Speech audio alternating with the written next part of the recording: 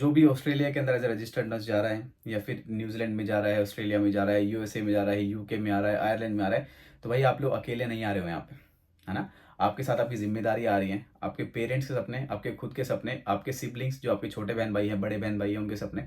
तो आप पता नहीं कितना वजन अपने साथ कैरी करके लेके आ रहे हो, और फ्रस्ट्रेटेड भी हूँ इस चीज़ को लेके, क्योंकि मैं लोगों को समझाते हुए थक चुका हूँ। काफ़ी सारे लोग आपको ये भी बोलते हैं कि आप हमारा टेलीग्राम आके ज्वाइन करो, हमारा टेलीग्राम चैनल ज्वाइन करो, हम आपको ये करेंगे, हम आपको फ्री में चीज़ें देंगे, हम आपको ये सब चीज़ें करेंगे। तो भाई आपको एक बात बताऊं, रियलिटी बताता हूं, कभी आपने पढ़ी भी होगी किताबों के अंदर ये सारी चीज़ें।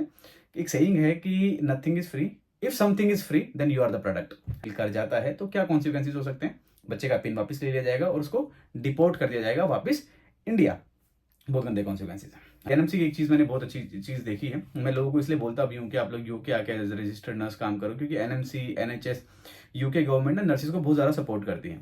तो अब एनएमसी ने ये कहा है कि अगर आप 148 की लिस्ट में हैं तो आप करो कि भाई जो भी इस लिस्ट के अंदर आते हैं आज से अपनी ओईटी की प्रिपरेशन स्टार्ट करो, पढ़ाई लिखाई करनी स्टार्ट करो, क्योंकि एनएमसी ने अगर आपको बोला है कि हम आपको फ्री में आपका एग्जाम दिलवाएंगे तो भाई वो दिलवाएंगे।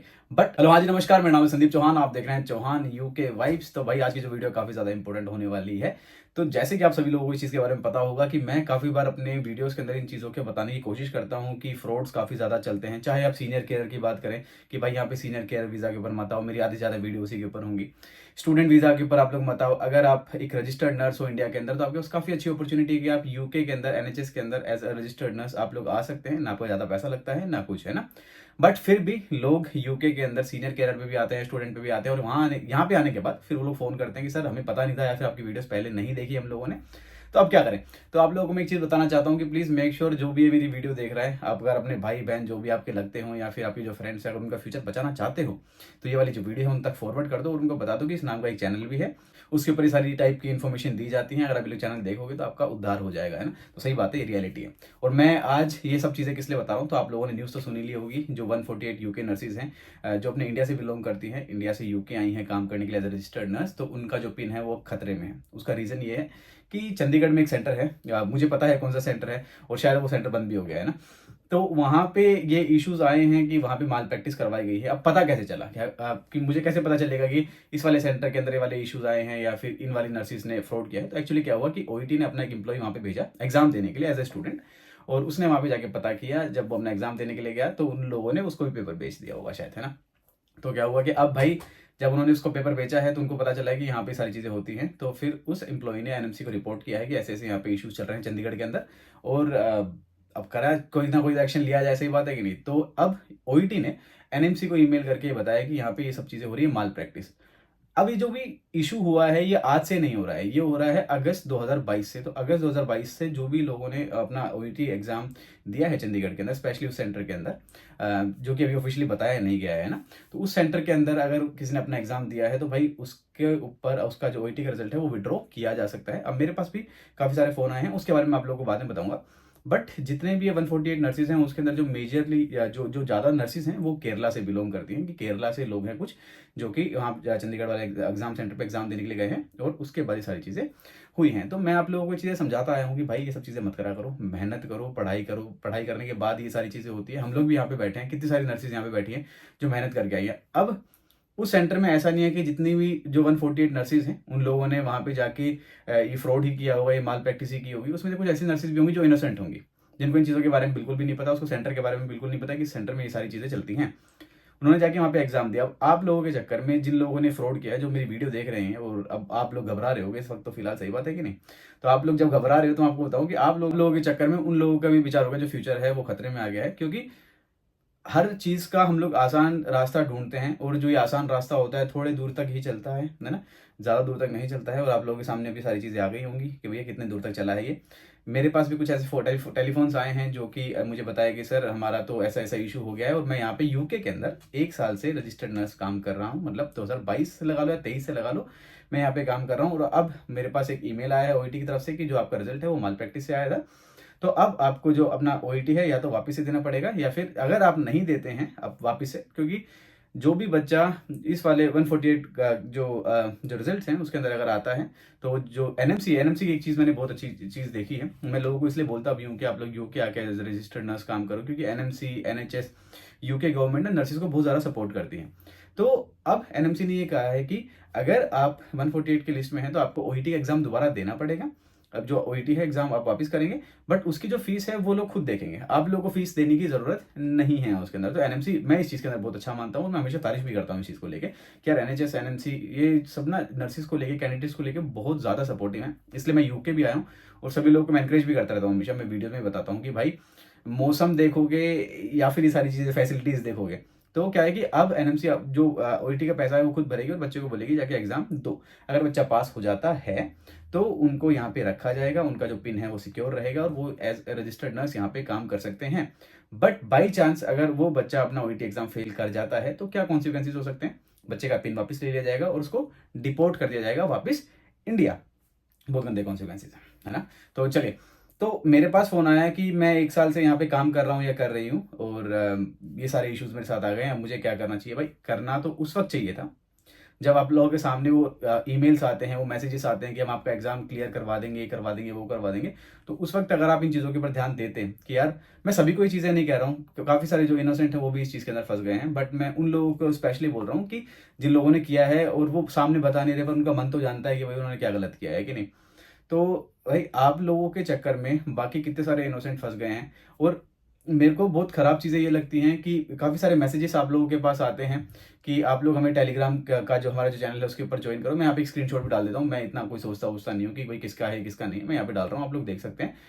और आपको ओईटी करवा दिया जाएगा, सीबीटी करवा दिया जाएगा, फ्री ऑफ कॉस्ट होगा।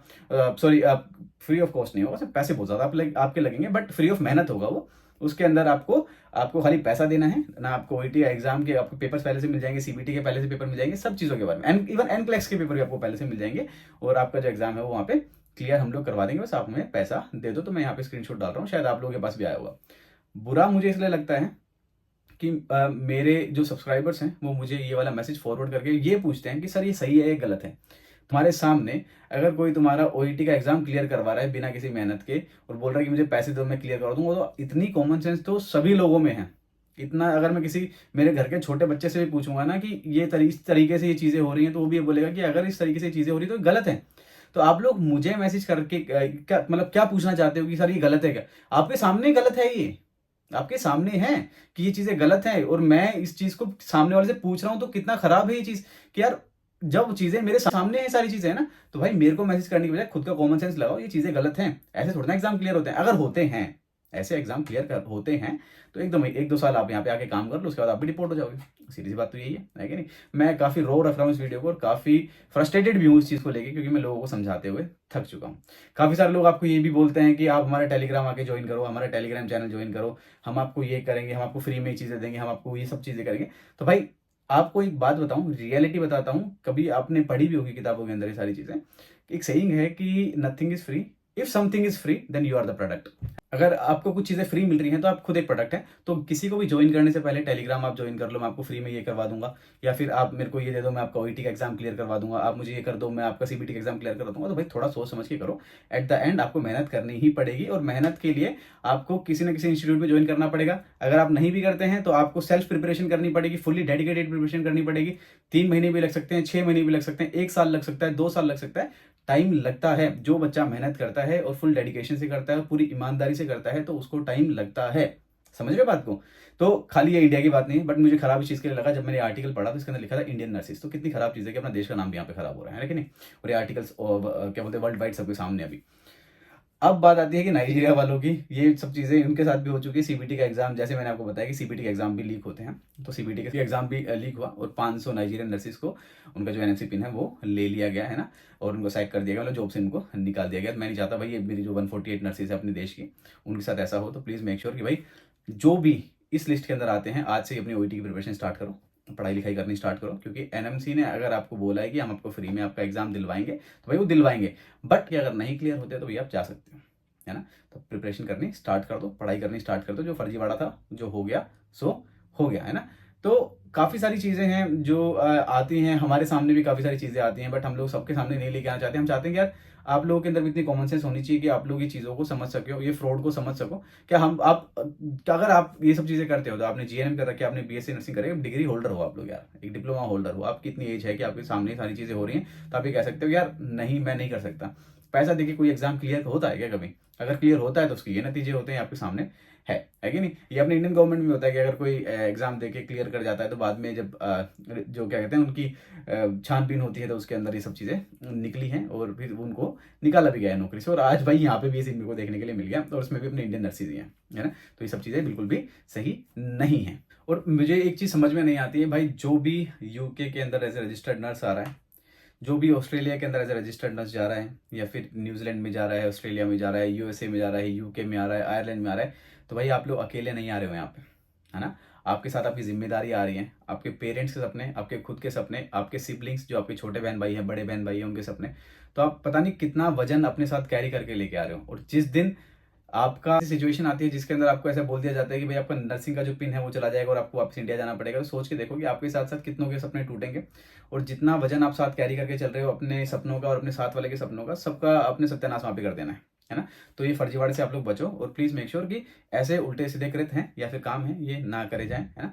दूसरी चीज की बहुत इंपॉर्टेंट चीज है ये कि मैं आपको खाली ये यूके के लिए नहीं बता रहा हूँ, मेरे सामने न्यूजीलैंड की चीज़ें भी आई हैं, सारी चीज़ें हो गई बच्चे की, सब कुछ हो गया बच्चे का, ओईटी वोईटी सब चीज़ें एक्सेप्ट हो गई, सीजीएफएनएस वगैरह सारी चीज़ें हो गई, न्यूजीलैंड में रजिस्ट्रेशन होने वाला है। बट अब उनका जो रिजल्ट है ओईटी का विड्रॉ कर लिया गया है।